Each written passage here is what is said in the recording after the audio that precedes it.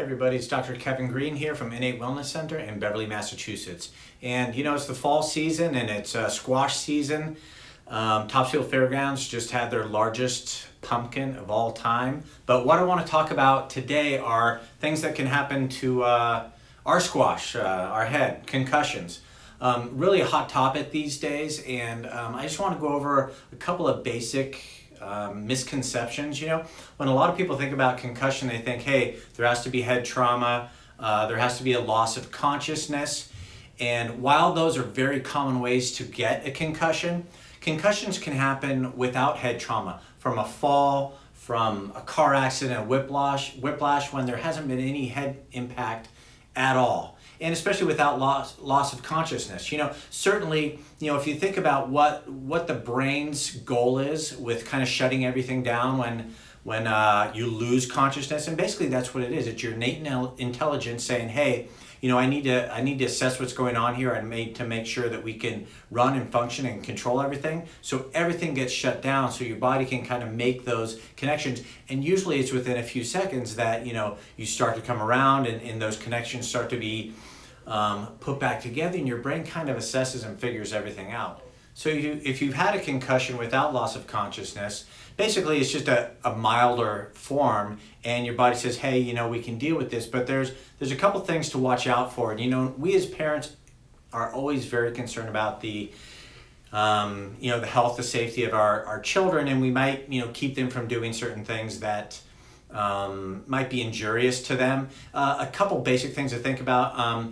Even though boys are more likely to get a concussion, women are actually more likely to get injured with some sort of head trauma.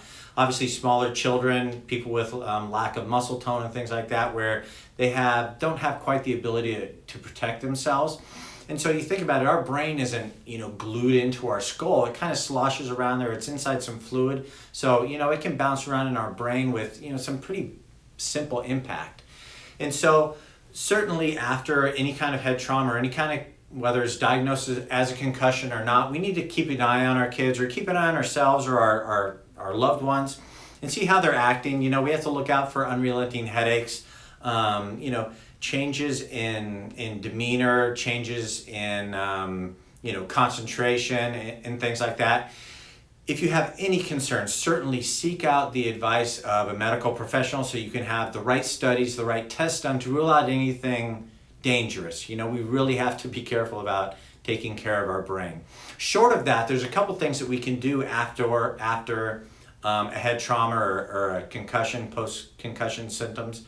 And that first night, you know, if you're concerned, it's not a bad idea to wake the affected person up every couple hours. Just make sure that, you know, they're doing okay.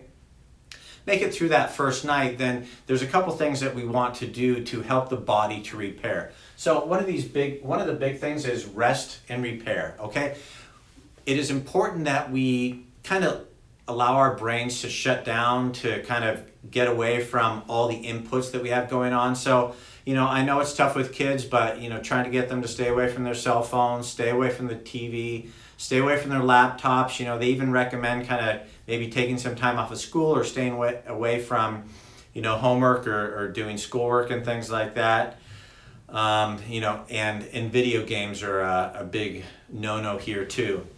And then we need to work on calming the nervous system through some kind of meditative or rest. You know, we need rest. Your body needs to be able to repair, you know, improve those connections, decrease scar tissue, whatever bad stuff is going on in there. And so meditation is a great tool. There's the box breathing that Dr. Ryan talks about, which is basically breathing in through the nose for 5 seconds, holding for 5 seconds, breathing out through the mouth for 5 seconds, and hold and repeat. You know, repeating that for, you know, 3 to 5 minutes. There's a lot of great meditation apps out there. Headspace is one that comes to mind right now.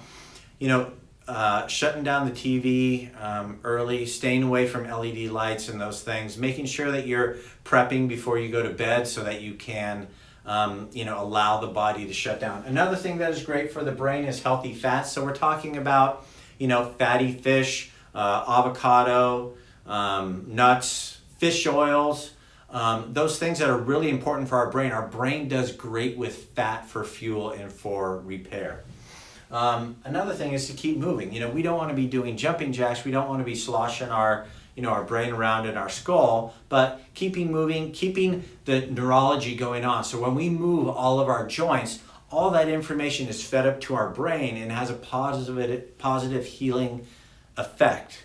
And that being said, it's a good idea. So anytime there's a trauma, it's almost impossible to have a concussion or to injure your head without doing something to the neck. Okay, so getting a checkup from a professional is definitely something that you need to do.